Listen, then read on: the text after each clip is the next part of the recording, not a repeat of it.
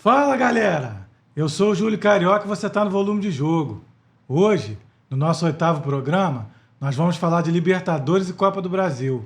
Tiago, passa pelas nossas redes sociais.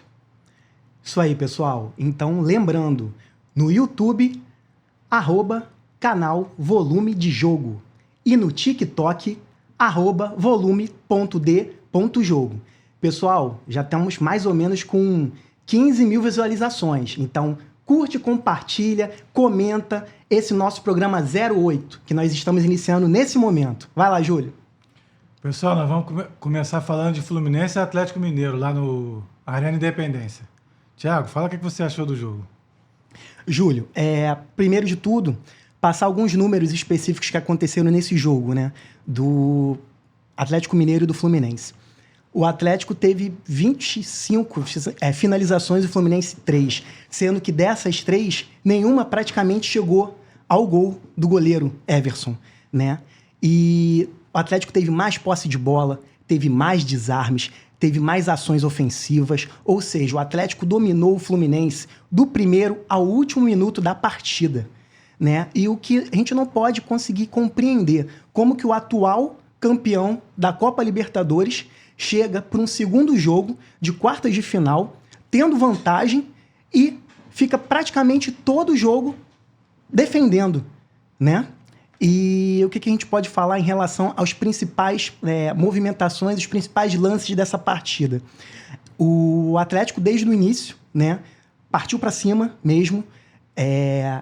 O Milito, ele ainda estava meio que na dúvida. Na verdade, ele não estava em dúvida, mas ele não passou especificamente a escalação, se ele iria com os 3 zagueiros ou se ele iria fazer um esquema com a linha defensiva com 4 jogadores. Isso, né? Pessoal, porque no Brasileiro ele costuma jogar com 3 zagueiros. E aí, devido a isso, tinha essa dúvida. A dúvida no Atlético era essa. Vai começar com 3 zagueiros ou não? E as principais possibilidades do Atlético, né, de fazer as jogadas acabariam acontecendo com os seus alas, né? No caso, o Scarpa e o Arana seriam os principais jogadores que levariam essa bola para os atacantes, né, para os jogadores mais de frente do Atlético, né? E pontos que a gente pode destacar, né? O primeiro ponto, não tem como dizer o que não, foi o pênalti, né?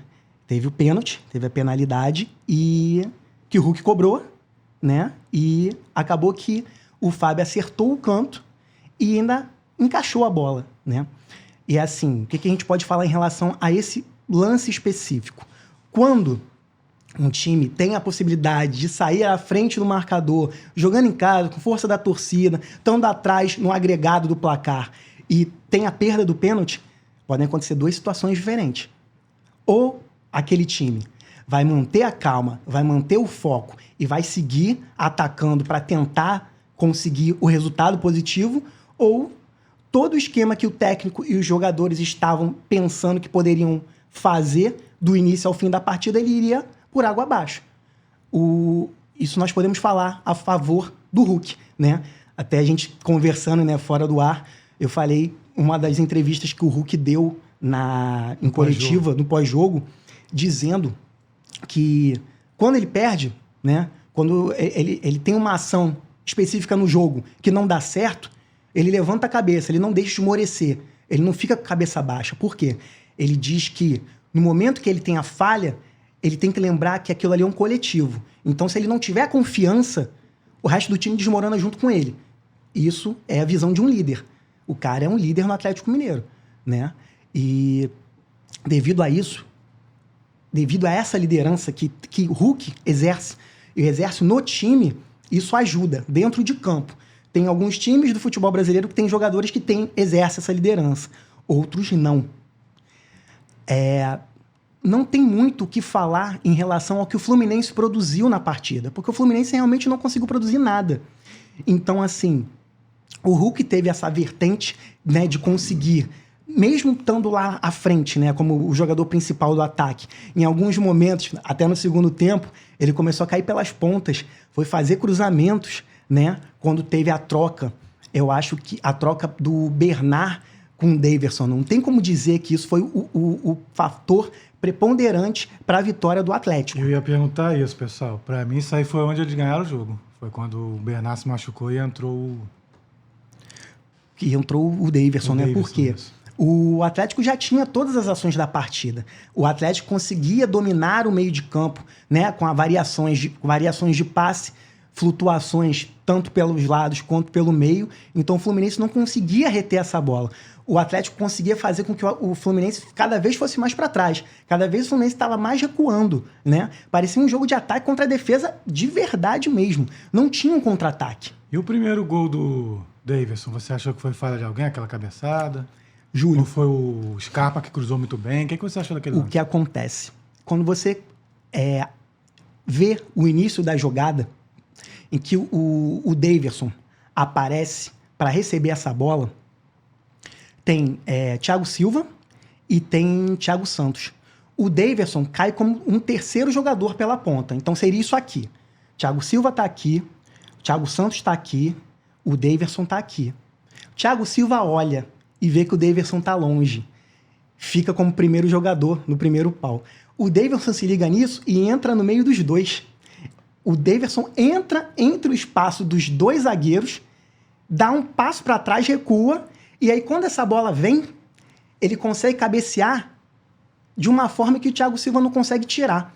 O Thiago Silva depois, na coletiva do pós-jogo, diz que a cabeçada que o Daverson deu, a bola foi cabeceada, bateu no Thiago Silva e saiu da possibilidade do Fábio agarrar. Que ele disse, se a bola não batesse em mim, o Fábio agarraria. Só que o Daverson teve uma percepção muito inteligente. Ele estava num espaço, ele arrancou para flutuar entre os dois zagueiros, Thiago Santos ficou parado, Thiago Silva estava na posição, mas o Daverson conseguiu atingir essa bola primeiro do que ele.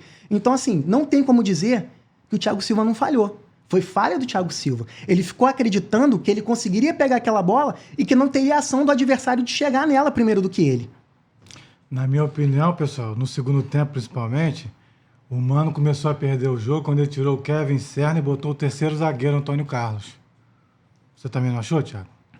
Então, Júlio, Fluminense não podia jogar todos os 90 minutos da forma tão recuada como ocorreu. Ainda mais como atual campeão da Libertadores, né, pessoal? Defendendo o título, né? Continua. E aí, devido a isso, quando você tira um dos ponteiros, né? Se tu tira o Serna, se tu tira o Arias, e você muda um esquema de jogo, né? Para trazer o adversário mais para cima, mais para tentar um contra-ataque, mas aí se ele pegasse essa bola, quem iria fazer essa armação de jogada? Outra também que eu não entendi, pessoal. Ele não botou nem o Keno nem o Renato Augusto. Não entendi por que ele fez isso. Então, ele no final ele saiu reclamando que o Fluminense, vamos chamar assim, foi amassado os 90 minutos. Mas as substituições dele contribuíram para isso, pessoal. Explica, Thiago. Então, Júlio, é o que você falou. Ele tinha outras opções no banco, mas... O próprio John Kennedy, que fez ano passado, foi o artilheiro, né? Fez o gol do título na Libertadores. Continua. Dois nomes que você falou, que na verdade ele poderia ter utilizado. O John Kennedy é um deles e o Keno. Acredito que os dois deveriam ter entrado. Porque se nem o Arias ou nem o Serna estavam conseguindo segurar essa bola, fazer as movimentações para movimentações mais ofensivas para o centroavante conseguir ter alguma possibilidade de gol, esses dois jogadores deveriam ter entrado. E pelo lado do Atlético, você não achou que o Paulinho estava assim abaixo? Principalmente do que jogou ano passado? Júlio, o Paulinho, ele tem feito... Ou ele está jogando em posição diferente esse ano? O Milito botou ele em posição diferente. Ele tem atuado, né? Ele tem atuado abaixo do rendimento que ele pode conseguir, né?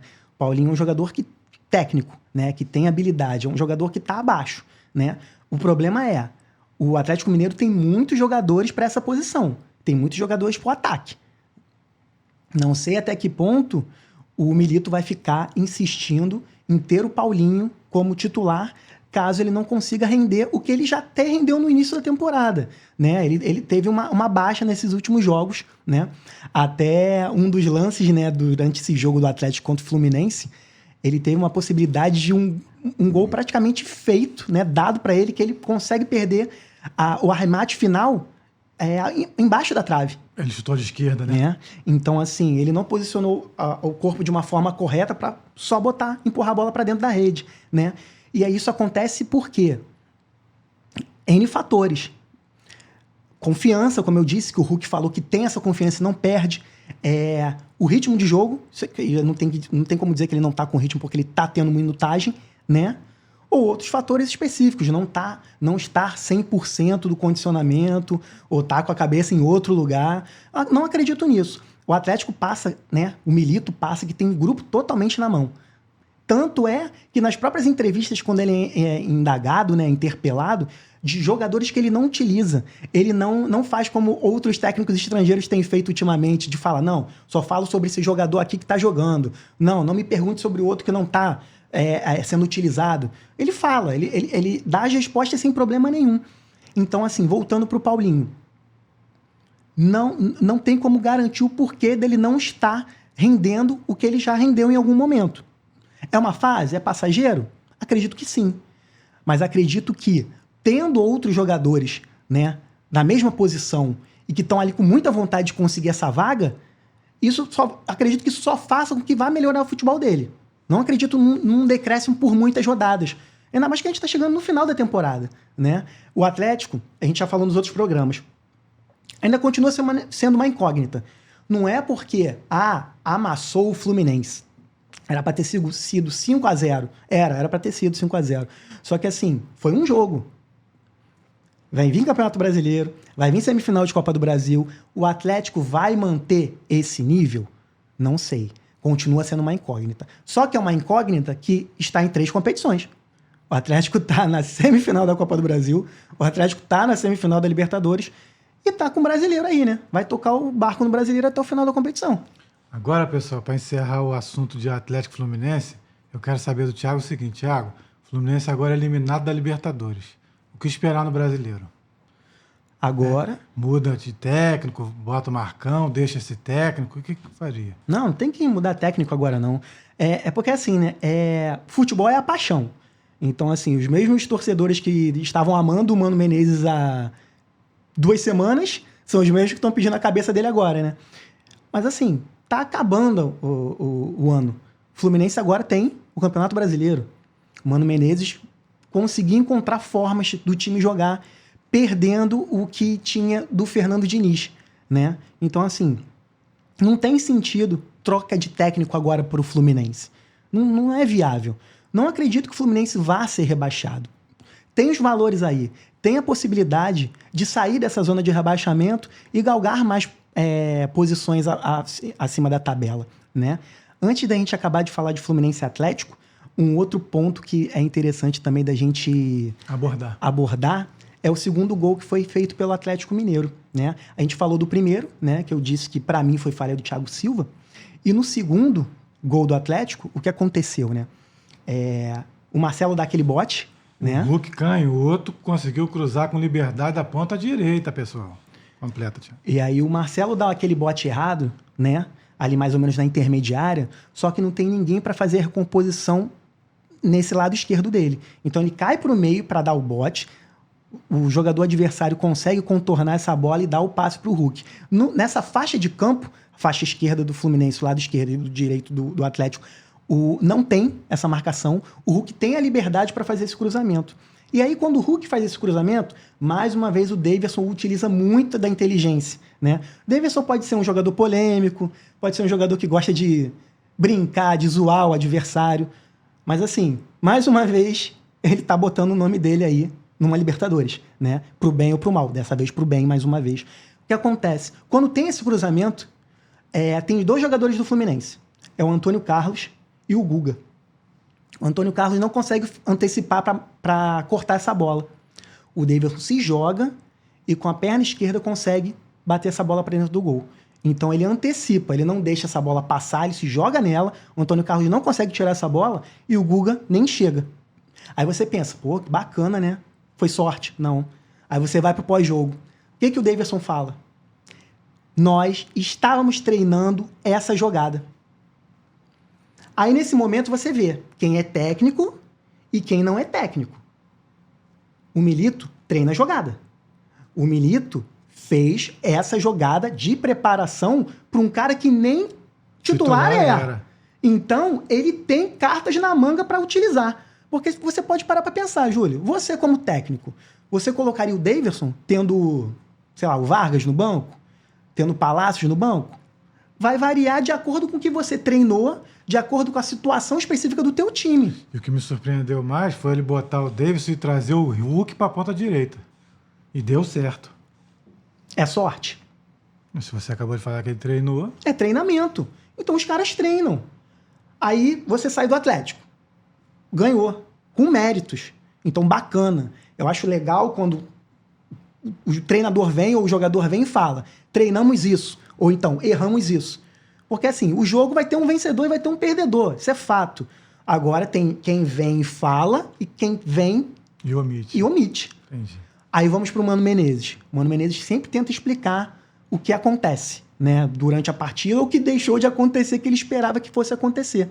E aí no pós-jogo dele ele fala realmente. Ele fala: não esperávamos que ficaríamos tão recuados assim. A proposta de jogo não era essa.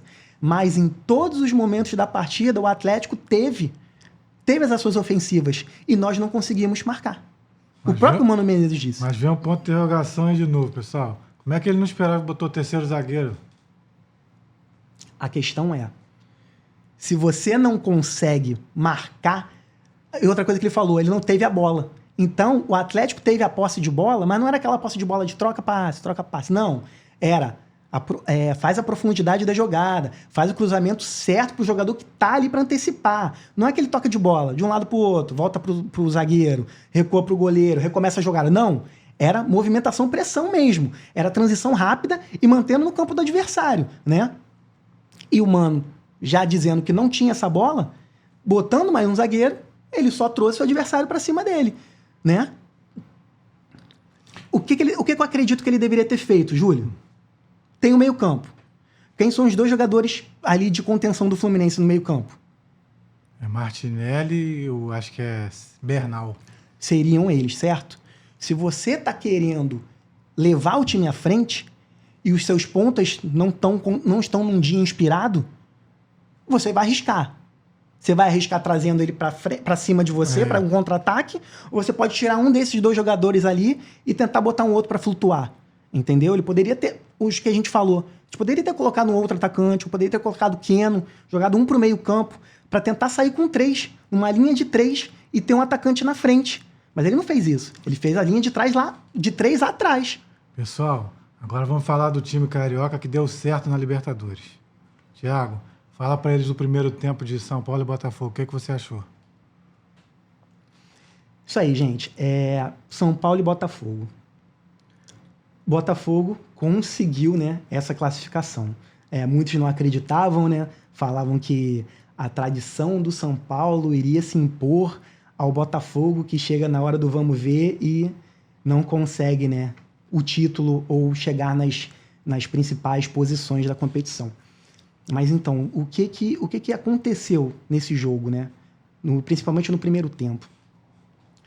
Acreditava-se que o São Paulo iria massacrar o Botafogo de todas as formas, né? Estádio lotado, apoio de torcida, né? Tricampeão da Libertadores, tricampeão mundial. Então, assim, acreditava-se e realmente até quando o Botafogo conseguiria resistir ao ataque do São Paulo, né?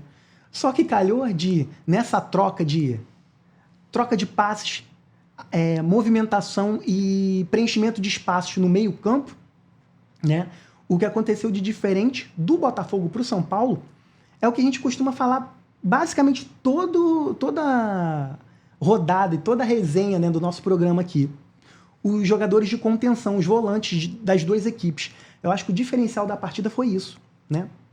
Enquanto o Gregory e o Marlon Freitas, né, foram muito ativos nessa situação de preenchimento de espaços e de troca de passes para deixar essa bola chegar rapidamente no Thiago Almada ou no Savarino ou no Luiz Henrique, o Luiz Gustavo e o Bobadilla não tinham essa conexão, essa rapidez para fazer o mesmo processo pelo lado do São Paulo.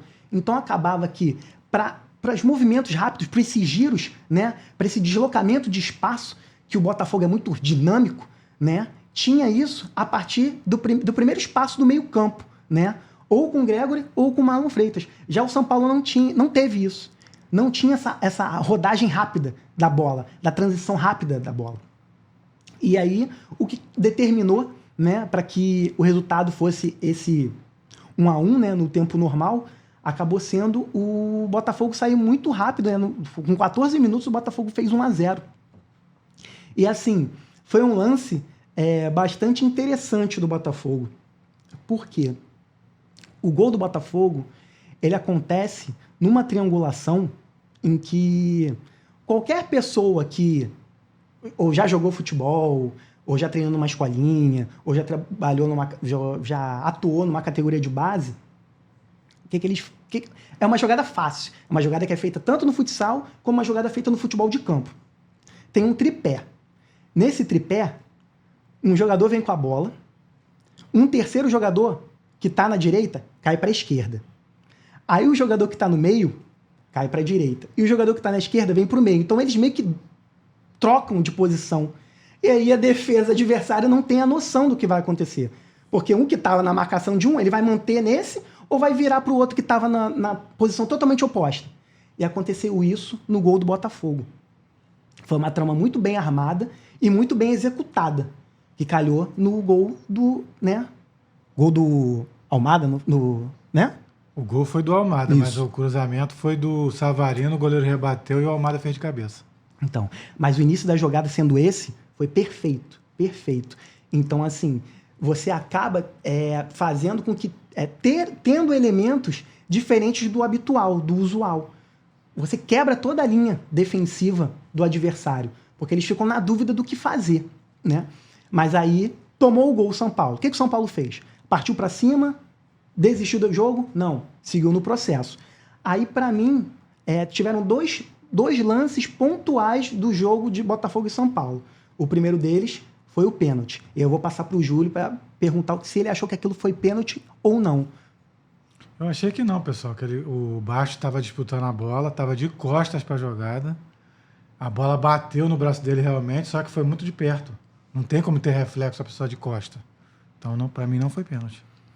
Eu acredito também que não tenha sido pênalti, gente. E assim, alguns ex-árbitros falaram, enfim, deram a posição deles específica, dizendo que o Bastos saía da posição natural. A posição natural de cabecear, né? De pular e cabecear. De fazer o movimento. Né? Só que assim, eu não consigo entender como que a pessoa vai cabecear assim. A pessoa cabeceia com os braços totalmente recolhidos de costas. Não tem sentido. Você vai abrir, você vai ganhar um pouco de amplitude. Mas ele nem viu que quem estava do lado era o Lucas, que estava cabeceando, que a bola bateu no braço dele. Ele não tinha noção. Ele queria ter a movimentação da cabeçada, mas ele não queria ganhar o arco específico do adversário. Então, como o Júlio falou, também não acredito que foi pênalti também, não. Mas calhou, né, de ter o pênalti e o Lucas bateu, né, Isso. e perdeu. Aí, esse pra mim, Júlio, foi o primeiro ponto crucial do jogo. Da perda do pênalti pelo São Paulo.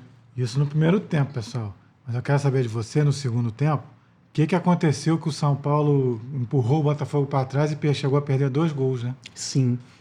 Então, Júlio, o que acontece com o Botafogo, que a gente volta e meia fala? O Botafogo é um time muito intenso. Então, a intensidade do Botafogo se inicia com o primeiro jogador da frente, que no caso era o Igor Jesus, que dava aquele ponto de combatividade direto. A partir daquele primeiro ponto, cai pelos 2 jogadores das laterais, né? E aí o Vitinho e o Alex Telles. Então, assim, eles acabam, né, tentando fazer uma espécie de parede para que tenha uma sobra e o meio de campo do Botafogo consiga pegar essa bola para fazer já a transição rápida, né? Pelas variações dos pontas, né? Então, assim, Luiz Henrique, Savarino, né, que são muito rápidos, então eles conseguem gerar muito. Só que, assim, você não consegue manter uma intensidade em alto rendimento por 90 minutos. A gente pode dizer que o Botafogo conseguiu manter esse nível por 40 minutos do jogo. Depois desses 40 minutos, a estratégia foi trocada. Foi modificada. E se a gente parar para analisar, tem sido uma tônica nos jogos do Botafogo. Primeiro tempo dos jogos do Botafogo, o Botafogo tenta realmente manter essa variação, essas jogadas, essas tramas, né?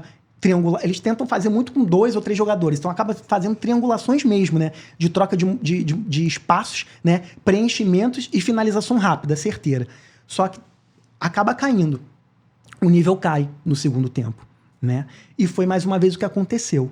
O nível desse rendimento e dessa empolgação, né, do Botafogo acaba dando uma diminuída, né? Tanto é que, volta e meia a gente fala que o Arthur Jorge sempre tira o Luiz Henrique. O Luiz Henrique é um jogador que não fica 90 minutos. Nesse jogo específico contra o São Paulo, ele passou mal mesmo. Teve taquicardia, mas aí o cardiologista já falou que tá tudo bem com ele, não tá com problema nenhum. Mas ele tava num nível mesmo de desgaste, que teve lá uma arritmia e tal, então dá uma acalmada e saiu desse caso específico por saúde. Mas todos os jogos, acaba que ele não fica até o final. Teve o jogo, né, contra o Fluminense que ele marcou lá no último lance, mas o próprio Arthur Jorge falou que, iria tirar porque ele não rende tanto. Então, a maioria, você pode ver que a maioria desses jogadores do Botafogo, da frente, Savarino, Luiz Henrique e o Igor, na verdade o Igor não tanto. O Igor, quando entra, nos momentos em que entra o Tiquinho, o Igor já cai mais para a ponta, né? Ele não fica mais como o principal, o 9, o falso 9, né? Mas o Igor, eu vejo ele como muito mais físico, muito mais vigor de conseguir fazer essa parte tática do time, mais do que os outros 3. Eu não vejo nem Thiago Almada, nem o Savarino, nem o Luiz Henrique conseguir manter esse nível de trabalho tático, de iniciar a marcação alta lá com a primeira quebra, né, que seria o goleiro tocando para o zagueiro tentando fazer a jogada e começar o máximo possível tentar tirar essa bola. Botafogo, acredito que devido a isso, não conseguiu manter o nível do primeiro tempo no segundo, porque teve o desgaste natural. E aí tem aquela outra situação, o desgaste natural vem quando o time tem que correr sem a bola. Quando você está com a bola, é uma situação. Quando você tem que correr atrás da bola para tomar a bola do adversário, o desgaste acaba sendo muito maior, né? Por isso que muitos técnicos gostam de trabalhar com posse de bola, mas tem que ser a posse de bola pensada. E do São Paulo, você achou assim algum destaque? Algum jogador jogou bem, tanto no primeiro quanto no segundo tempo? Teve alguma coisa de positivo do São Paulo no jogo, apesar de ter empatado? Júlio, lembra que eu falei que eu destacaria 2 pontos específicos do jogo que levaram a esse 1-1 no tempo normal? O primeiro foi a perda do pênalti do Lucas, né, no São Paulo. Lembro. E o segundo foi um lance do Caleri em que ele perde um gol, a bola passa por toda a extensão da área do Botafogo, passa pela defesa do Botafogo, passa pelo lateral, os 2 zagueiros, sobra livre pro Caleri na ponta direita. E aí ele não consegue marcar esse gol. Mas o que foi ali? Foi precipitação? Foi um monte artilheiro? O que houve ali? Então, a bola resvala, né? E eu acho que ela quica. Então, no movimento, a bola tem a trajetória dela, né? Normal. Veio na trajetória. Depois que vem o kick, ela perde total sentido. Se o jogador não tiver consciente de que ele tem que empurrar de alguma forma, vai falhar. E o Caleri, acho que ele se precipitou. Ele esperava que ela viria mais tranquila para ele só empurrar. Quando ela pega mais velocidade no final, ele não consegue ter a ação correta, né? Imediata para empurrar ela para dentro da rede. Ele não é um jogador que perde gols assim, mas nesse caso ele perdeu. E para mim foi um segundo lance crucial para esse jogo ter sido empate. Agora, pessoal, antes da gente encerrar esse assunto de São Paulo e Botafogo, eu quero saber do Thiago, o que esperar do Botafogo agora contra o Peñarol? Parece que as partidas, pessoal, vai ser nas semanas de 23 e 30 de outubro, e o Botafogo joga a primeira partida em casa. O que você esperar desse confronto? De semifinais. Então a gente já vai falar agora então da Libertadores, então, Júlio? Não. O que esperar do Botafogo contra o Peñarol só. Não é quem ganha o primeiro, quem ganha o segundo jogo, não. O que dá para esperar do Botafogo? Isso, nas semifinais. Até onde o Botafogo pode ir na Libertadores? Dá para até o final. Até o final da competição. Acredito que o Botafogo vá até o final da competição.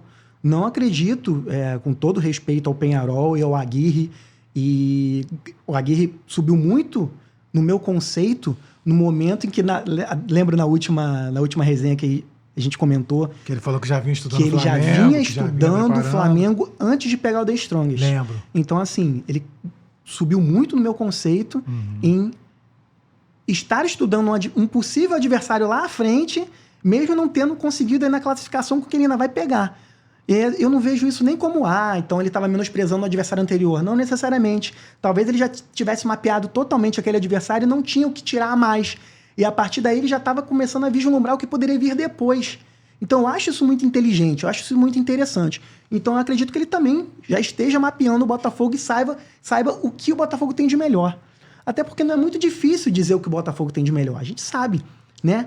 É um esquema que deu certo e que mesmo que as peças sejam trocadas, o esquema é mantido e dá resultado, né? Eu acredito bastante que o Botafogo vá conseguir fazer 2 excelentes jogos contra o Peñarol. Eu confio muito no Botafogo. Agora, pessoal, nós vamos falar do jogo de ontem, Peñarol e Flamengo. Thiago, explica para o pessoal por que o Flamengo teve assim mais a posse de bola tanto no primeiro e no segundo tempo, e mesmo assim ele teve poucas chances claras de gol. O que aconteceu ali? O que faltou? O que faltou pro Flamengo, gente? Além do gol, né, pessoal? Que foi 0-0, né? Faltou pro Flamengo, faltou tudo, né? Porque um time que em 180 minutos não conseguiu fazer um gol... Fora os acréscimos, né, pessoal? Né? Então, assim, faltou tudo. E aí, o que o Aguirre fez? O Aguirre, desde o primeiro minuto do jogo, ele falou, toma a bola e se vira do jeito que você acha que dá, porque o meu time vai ficar aqui atrás. E foi o que aconteceu. Então, o Peñarol tinha algumas variações em relação a como pegar essa bola que ele deu para o Flamengo.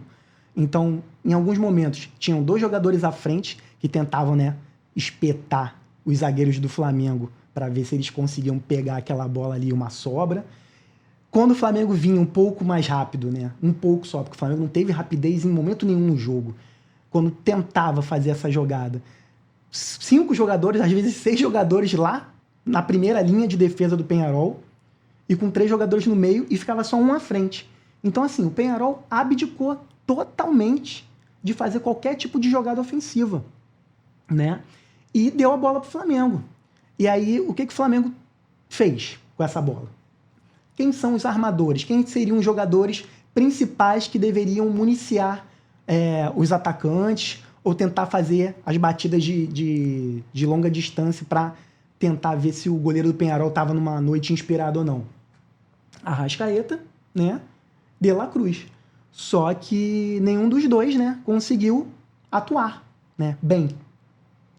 O De La Cruz, né, que no início no início do ano, né, no início da temporada, né, ele preenchia todos os espaços do campo, né, taticamente era a organização do meio-campo do Flamengo, tinha que sempre passar pelos pés dele. Ele era o motorzinho do time, pessoal. Tinha essa perfeição, né? Era aquele jogador que a gente sempre falava, nota 7 todo jogo. Ele não brilha em momento nenhum, mas ele também não é abaixo em momento nenhum. Era aquele jogador que era um termômetro do time, né? Só que calhou que agora ele apagou.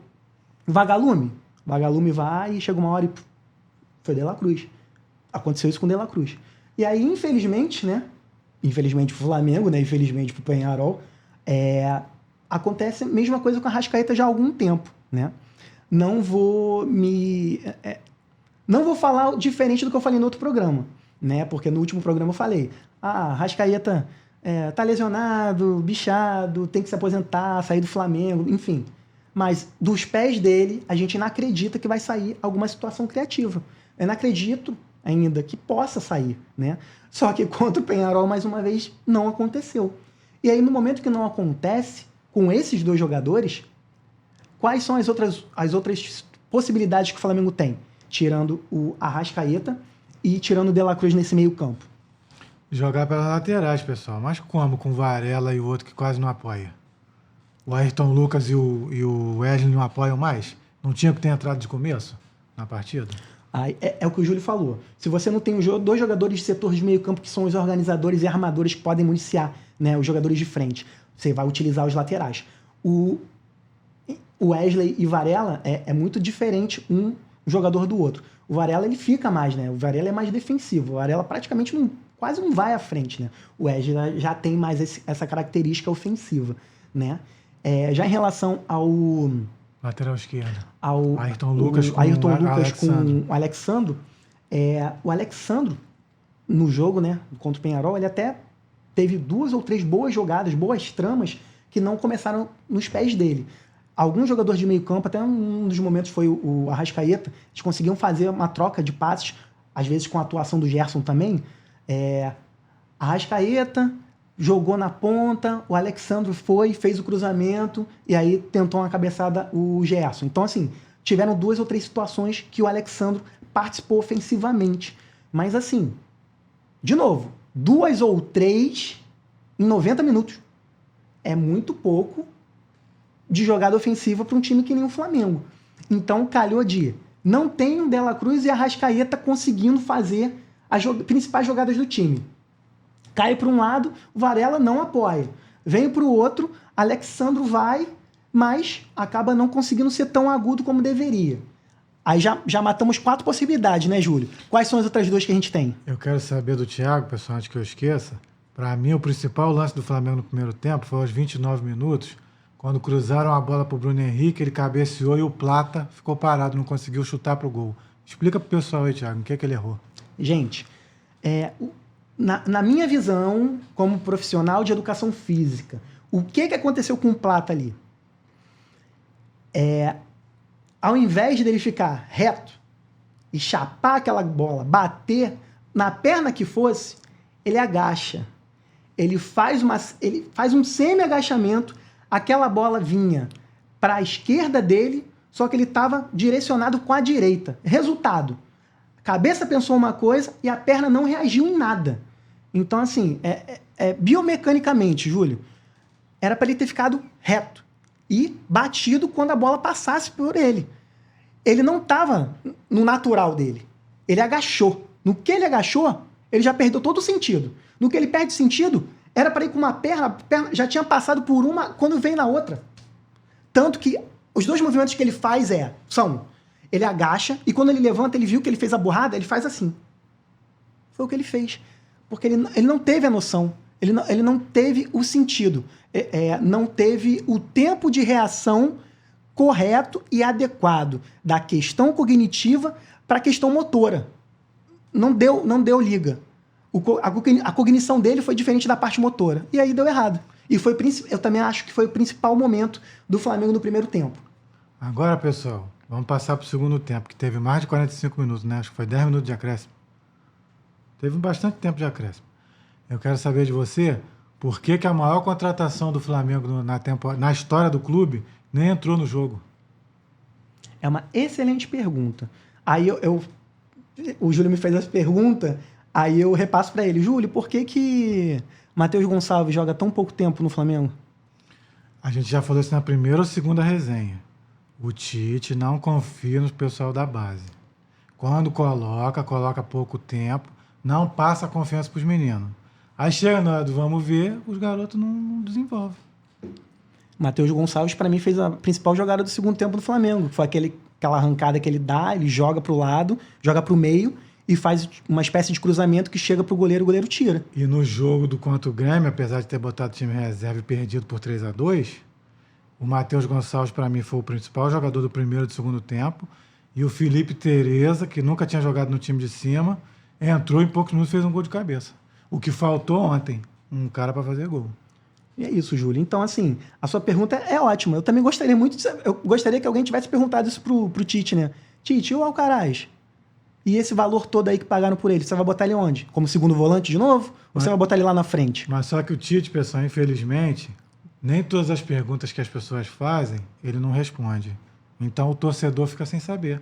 Aí a gente aqui para comentar, também fica muitas coisas assim, fica vago. Então eu quero saber do Thiago também. Na entrevista ele falou ontem que as contratações que foram feitas de setembro para cá, nessa segunda janela, né, foi de consenso, né, entre a diretoria e ele.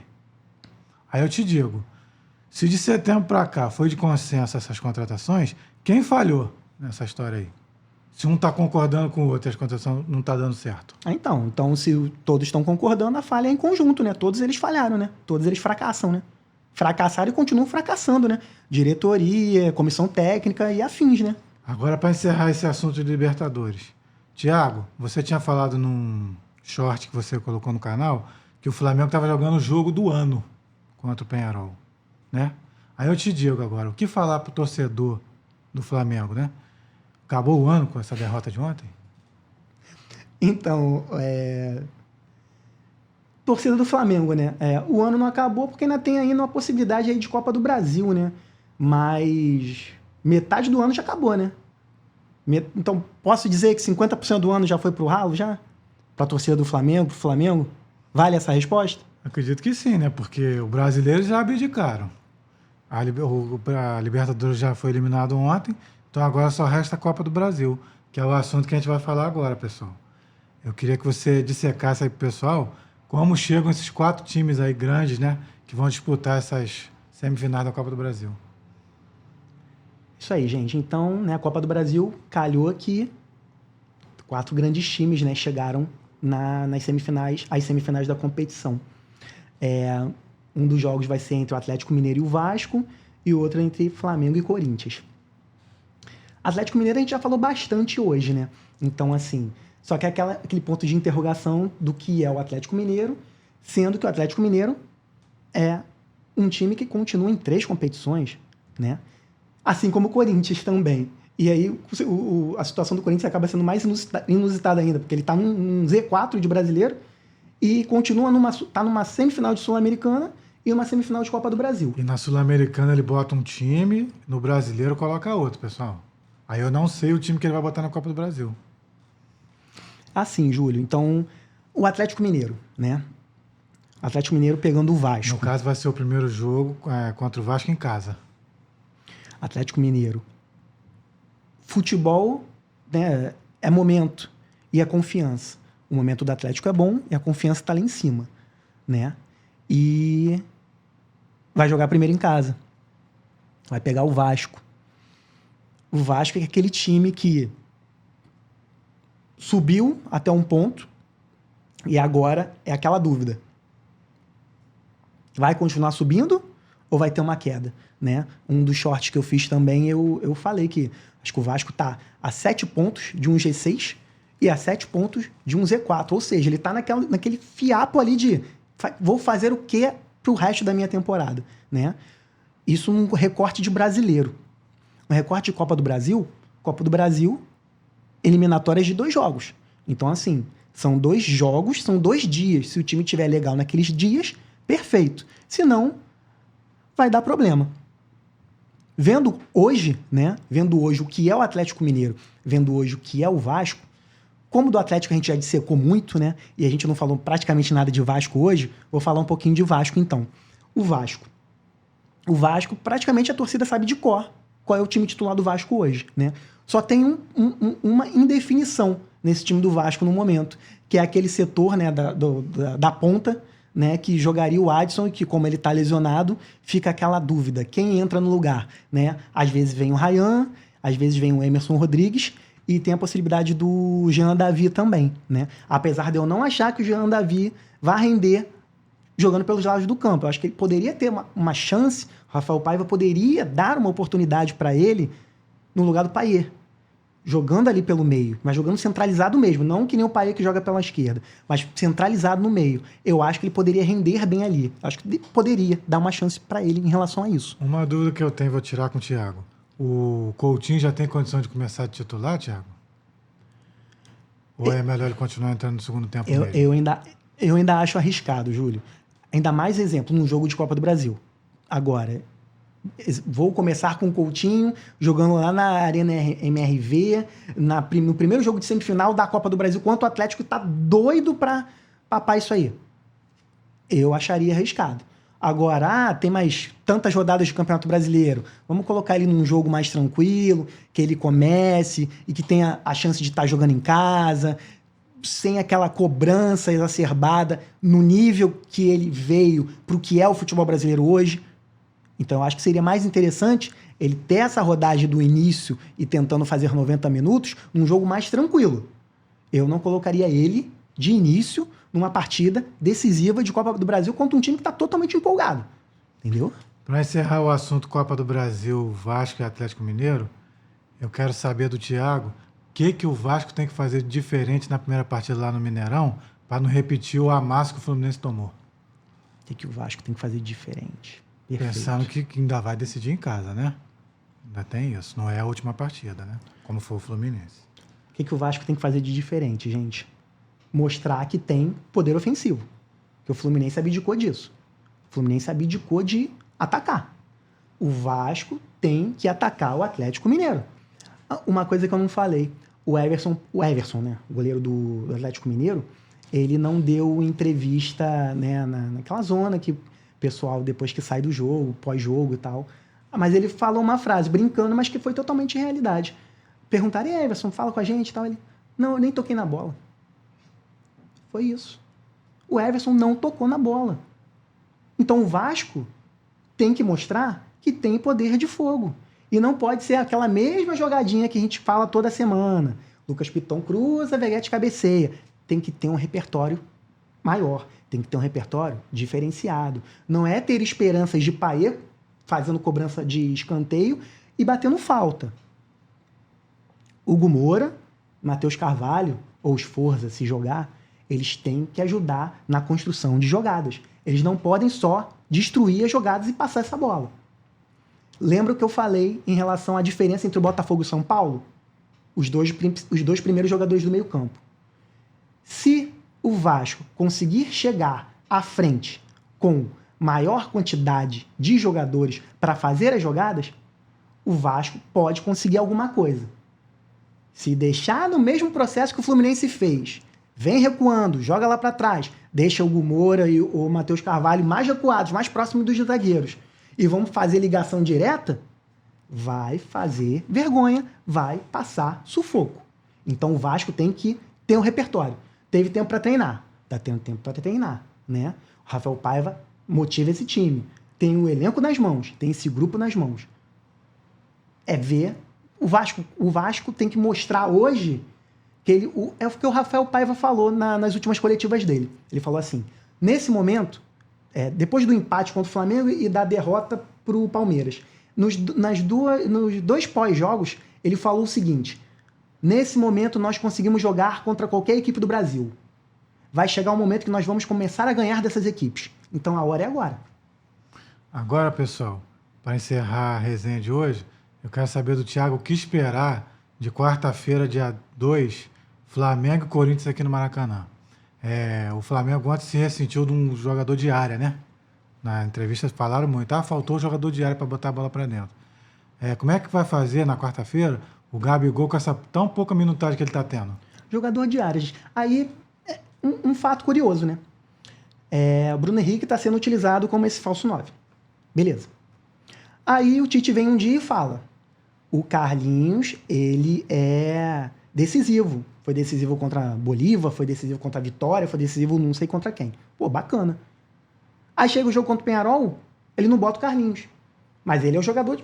Ele falou que é um jogador decisivo, é um jogador de confiança do técnico. Aí ele vem na coletiva e fala, não, ele não tá passando por um bom momento. Peraí. O cara é um homem de confiança. Num dia. Aí no segundo dia, não vou botar porque ele não passa por um bom momento. Tá, ok. Aí tem o Gabigol no banco. Aí não bota o cara pra jogar de início. Aí você não tem um jogador de referência.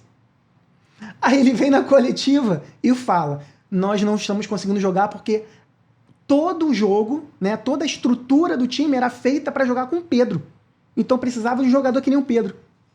Então, pelo que eu entendi, ele falou aí o seguinte, se o Pedro não tá, não sei jogar de outra forma. Não sei atacar de outro jeito. Foi o que eu entendi da entrevista dele. E aí como é que faz, Júlio? Porque não vai ter mais o Pedro esse ano. E aí como que faz? Porque não bota o Gabigol para ser o centroavante.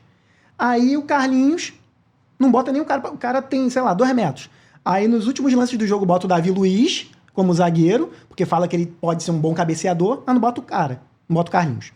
Mas era o cara de confiança. Aí bota o Bruno Henrique, que a gente sabe que não é aquele jogador que joga para aquele espaço. Pessoal, quem costuma ver o volume de jogo, já sabe a minha opinião sobre o Flamengo. O Flamengo esse ano é um ponto de interrogação. Eu quero saber de você, Thiago, o Corinthians jogando aqui no Maracanã na primeira partida. Como é que deve ser a postura dele para levar um bom resultado para a Arena Itaquera? Ele tem que se retrancar igual o Peñarol fez e sair no contra-ataque? Ou ele tem que partir para cima igual ele fez com Fortaleza lá no Castelão, pela Sul-Americana? Como é que o Corinthians tem que se portar nesse jogo para levar um bom resultado para lá? Botar 3 zagueiros igual bota no Brasileiro, botar linha de 4 como bota na Sul-Americana. O que o Ramon Dias tem que fazer para levar um bom resultado para São Paulo? Eu acho que se o Corinthians entrar com a formação de 3 zagueiros, vai deixar o Flamengo muito mais confuso do que ele já tem sido ultimamente. Então, para o Corinthians seria melhor. Se eu fosse o Ramon Dias, nesse momento, eu colocaria a formação que ele utiliza no Brasileiro, na Copa do Brasil. Por quê? Porque o Flamengo é um time que não chuta de fora da área, é um time que só tem a posse de bola, mas não consegue ter a ofensividade. A criação cada vez está mais complicada, está dependendo do Gerson para criar, sendo que o Gerson não é um jogador velocista, não é um jogador que gira rápido, é um jogador que mais utiliza corpo. Então, assim, os jogadores das pontas, a gente fica sempre na dúvida, quem vai ser o cara que vai jogar hoje pela ponta? Tem essa dúvida. Será que em algum momento ele vai botar o Caraz? O Plata vai seguir jogando pela ponta? Não sei. Então, assim, o Flamengo tem uma incógnita em relação aos seus ponteiros. E, para mim, o Corinthians seria mais interessante para o Corinthians preencher o máximo possível desse meio-campo. Fazer um 3-5-2 mesmo. Preenche esses 5 no meio-campo, utiliza seus jogadores como ala, né? Que tem bons valores jogando pelas alas. E, lá na frente, tentar jogar por uma bola mesmo. Porque se fizer um gol no Flamengo, vai acontecer o mesmo processo Peñarol e Flamengo aqui no Maracanã. Agora, pessoal, para encerrar o programa, eu quero saber do Thiago, que tem muitas perguntas que são feitas ao Tite nas coletivas e ele não responde. Aí eu tento saber de você que é treinador. No jogo contra o Corinthians, precisou de um centroavante. Pode botar o Davi Luiz faltando 5 minutos que ele vai resolver? Tem mais uma depois, quando tu responder essa. Peraí, Júlio. Eu preciso de um jogador para fazer um gol, é isso? Isso. Assim, no abafa que eles chamam, né? Aí eu vou botar o Davi Luiz para tentar fazer esse gol. Isso. Não tem sentido nenhum. Só se ele chegasse lá na coletiva de imprensa e falasse, gente, eu treino isso aí todo dia. Porque lembra daquele caso que teve do Alexander Barbosa no Botafogo, que botaram ele lá como atacante lá para tentar... Não deu certo. Uma coisa eu treino. Eu concordar, ou você concordar, ou o público concordar é uma coisa. Outra eu treino isso sempre. Eu tenho um plano B quando o meu time tá terminando o jogo e eu não tenho possibilidade nenhuma de fazer aquele gol. Eu tô vendo que tá dando errado, só que eu tô vendo que tá dando errado, eu fiz 20 cruzamentos no jogo. Consegui 2 chances de gol. Aí, no final do jogo, eu vou continuar jogando essa bola na área e vou botar um zagueiro que nem titular que não tem a velocidade, não tem um arranque, só para torcer para que essa bola chegue nele e ele cabeceie. Não, totalmente equivocado. Eu, como técnico, nunca faria isso. No mínimo, isso é ridículo. Então, pessoal, o volume de jogo hoje está terminando. A gente quer agradecer. Quer pedir a vocês para continuar se inscrevendo, curtindo, comentando, compartilhando. Um abração, até a próxima. Pessoal, é isso aí. Então, o nosso programa 08 está chegando no final. Lembrando de se inscrever no @canal Volume de Jogo, no YouTube e @volume.d.jogo no TikTok. Um abraço e até a próxima.